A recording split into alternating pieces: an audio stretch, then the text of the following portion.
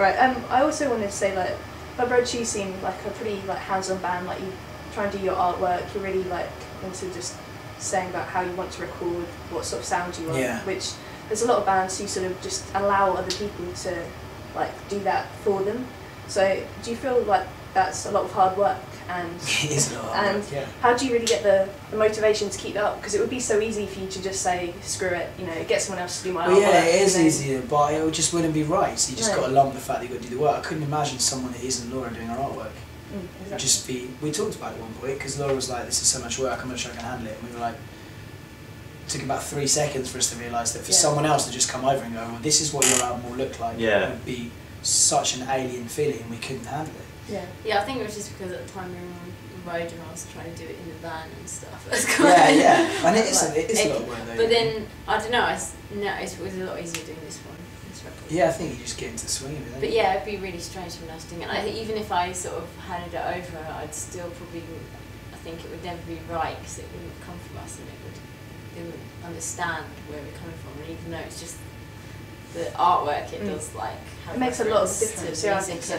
I like it coming from us because it's who we are. Then it's part of our identity as a band. It's like more than just what the record is. It's everything about it and everything surrounding it. Yeah. You know, even now, even our videos, we have a massive hand in the direction of our videos, how they're shot and edited, and like all the artwork, all the merch stuff that we sell, or like promo photography that we had for this record was all set up by Laura, and all the shots were set up by Laura, and then we just got a guy to come and take the photos while we were standing there. I don't know. It's weird. Once you have that, it'd be weird to give it up again. So but I think a lot of bands don't start off with it, so it doesn't seem weird to them not to have it. And it's easy, and people kind of take care of it, and it's done. I don't think it's because they don't give a fuck. It's just they've probably never had it to have it taken away. Whereas we started off having to do our own artwork because we were a DIY band. So you just have to, because you can't pay a designer. So we just grew into it that way. And yeah, it's part of our artistic expression, isn't it? Yours, because I don't do any artwork. Just take credit for it. Yeah, I have to do it. You do, you help me lay it out. I can help with the technical shit. I can like a laptop. You go, move it there, and I can do it. Move it, Technically very good. Right, yeah, your second album seemed to, for whatever reason, slip under the radar of a lot of people. Yeah, correct. Did that affect your mentality going into records in Time to Voices at all? Maybe a little bit. I think. I guess we felt like we had something to prove, didn't we? Yeah. Definitely. I think it wasn't like we felt really hard done by, because I really don't feel that at all. I feel really lucky that anyone even gives a shit and we've got to this point that we can play. No, it's true though. I mean, not many bands get to be able to do this for their job. So it's not like you feel really hard done by, but you do feel like maybe you've something a little bit to prove. Or I think we felt like people hadn't noticed because they kind of thought we were one-trick ponies, and I think we know in ourselves there's a lot more. New band, and we were kind of became boring or whatever. And I think we believe in it so much, and we put so much into it, and we tour everywhere. It's just like we felt like maybe we had something to prove in terms of kind of using some more like what's the word? Sorry, I'm not very good. I think we just felt like we had to, people maybe didn't realise that we were a band to be taken seriously. Yeah, I think like One Trick Pony wise, I mean like our sound, I think they just thought that we did our first record was like what we do, and there's nothing more to us, whereas we know that there's loads once more. the novelty of being a new band were off, they were like, oh, whatever. But it's like we see ourselves as a really serious band, and we felt we're going to make a lot of records, but I think people just thought, oh, Blow Issues, I thought, didn't even know they were still going. Or, I think that's really the case. You know, like stuff like that, which people often say. It's quite funny. Yeah. The only cool thing about that was, because I think on the first record we had quite a lot of media on site in England, and then to have that disappear, and actually our band, the weird thing was it was quite invisible, but our band grew in that time. Like we actually played to more people and sold more of the second record in England than the first one.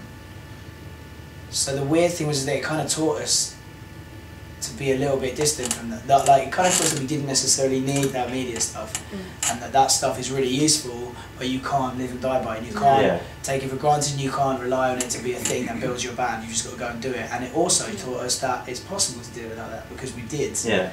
And we've carried on to make our third record, which now the media has suddenly gone and changed their mind again and gone, oh, we really like this. Yeah. So now we've got we've got more press and we played on the radio. Yeah. It's like, but yeah, it's weird to see it turn around again. Yeah, it's funny. It's like we are kind of doing much better. It's weird though that people are like, because you know you'll be like. See, I basically don't trust them. That's what I'm No, saying. but it's like we do something like we're on main stage wedding, but it's like no one notices it. Like I can't explain it. People are still like, oh, who are they? Like, what are they doing? But I kind of, in a way, it's good to be like that. It's good to be a bit under the radar, and even though you're kind of doing all right, it just means that people aren't sick of you by then. Yeah, and I think people like, if you're like quite low key and everything, and when you do something really unexpected and awesome, then it seems even better than if they thought you were going to be good. They don't expect it, so I think it's better than being in everyone's face. Exactly. All the time. Yeah. Because if you meet a person like that that's constantly trying to get your attentions in your face all the time, they just piss you off and you want to go away. Yeah. We're the opposite of that band. We're the person that knows that we're good and we're waiting for you to find us.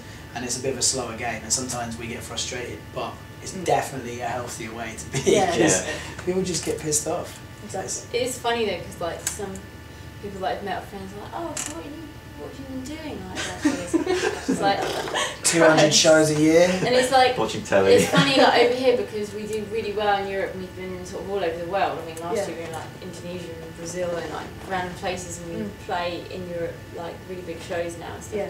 And it's just really funny because I feel like we've kind of made round and like not just here, like everywhere, and people are like, oh, what have you been doing? It's like, just playing. The funniest thing about the last one was when we went to the west coast of America, we were playing to more people, and it was the first time we'd ever played like San Francisco and LA. We were playing to more people than we do in Brighton at that point. We were like, that's a bit surreal. so what is it with England that's like taking so long to figure us out? Yeah, it's funny, but really it's weird. Yeah. Cool. The sounds that you actually have in your mind or that you really want is really hard to, and when you've got a time frame and everything, so it's actually like sometimes I just find it kind of painful because I like know it was definitely that it could a have painful been process. And process,